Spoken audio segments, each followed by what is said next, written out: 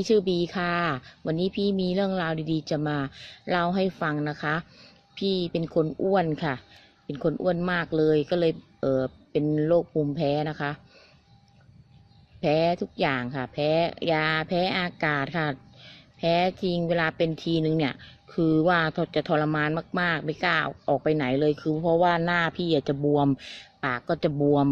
มากค่ะ บวมแบบจนตาปิดเลยอย่างเงี้ยค่ะ ก็เลยต้องมี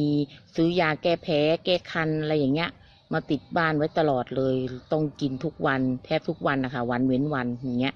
จะกินเม็ดหนึ่งแต่ตั้งแต่พี่มาได้มาเจอผลิตภัณฑ์ตัวนี้นะคะน้ำว่านหางจระเข้ค่ะเอสเวล่าพี่ทานไปประมาณครึ่งขวดนะคะเนี่ยอย่างเงี้ยค่ะจะเป็นขวดอย่างนี้นะคะกินก่อนอาหารเช้า1 แก้วแล้วก็ก่อนนอน1 แก้วค่ะกินไปประมาณครึ่งขวดเองค่ะจากเป็นโรคภูมิแพ้ไม่เคยมีประสบการณ์ไม่เคยมีมาให้เห็นอีกเลยค่ะภูมิแพ้ไม่มีอาการคันไม่มีอาการอะไรเลยค่ะแล้วก็ไม่ต้องพึ่งยาแก้แพ้แก้คันด้วยทุกวันนี้